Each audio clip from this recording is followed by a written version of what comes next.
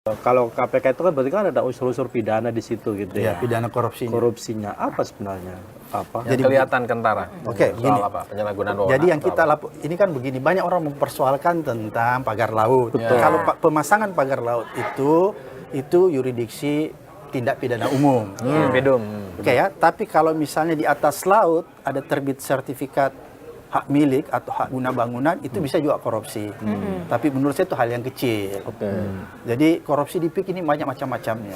Kecil di tengah lautan. Ya, jadi kita melihat proyeknya nih, PSN-nya. Jadi yang kita soroti PSN-nya. Jadi PSN-nya bermasalah Ya, memang. menurut kita mulai dari PSN sampai penerbitan sertifikat itu bermasalah. Kenapa bermasalah? Pertama, diduga kuat penerbitan wilayah PIK menjadi PSN, proyek strategis nasional, yang menurut kacamata kita itu harus punya kriteria-kriteria yang ketat. Oke.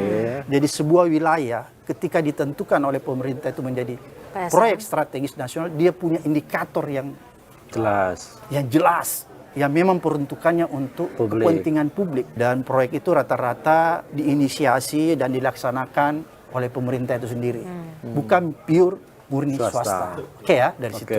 Kita melihat ini kok ada sebuah proyek yang sebenarnya kalau kita bicara indikatornya, ini masih kita bisa berdebat. Bukan saya bilang nggak tepat, tapi masih bisa berdebat panjang. Tepat nggak ini? Sehingga kita lihat, wah ini ada masalah nih penetapannya. Dan ada dugaan. Masalahnya, kadang-kadang kalau sebagai pengalaman saya sebagai ketua KPK itu biasanya ada kong kali kong di balik itu. Penerbitan surat-suratnya Ya, termasuk. Penetapannya. Penetapannya, Biasanya PSN. begitu pengalaman kita lihat. Penetapan PSN-nya. PSN itu biasa ada kong kali kong, ya.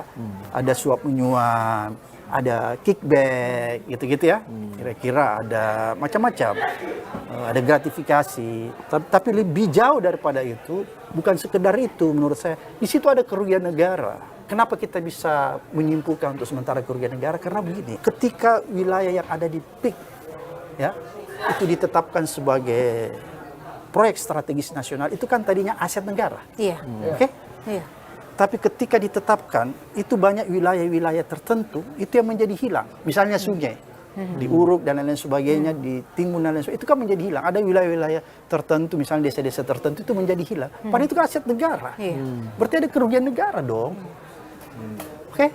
Oke. Sehingga kita melihat, wah ini ada korupsi nih.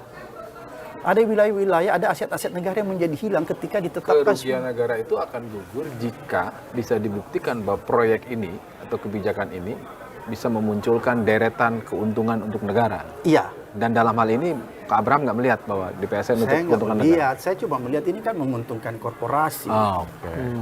Kalau menurut saya, dan lebih ironi lagi menurut saya, ini kok kawasan dijadikan kawasan kayak kawasan eksklusif, tersendiri, tertutup. Gitu kan, tidak memberi akses yang luas kepada penduduk lokal. Itu yang aku marah. Nggak boleh ada orang yang semenang-menang mengkaplin sebuah wilayah menjadi wilayah yang strategis, wilayah eksklusif, memajar dan melarang penduduk lokal masuk ke situ. Nggak boleh. Kalau ada korporasi yang melakukan ini atau ada orang yang melakukan ini, mengatur, nggak boleh orang ini dibiarkan.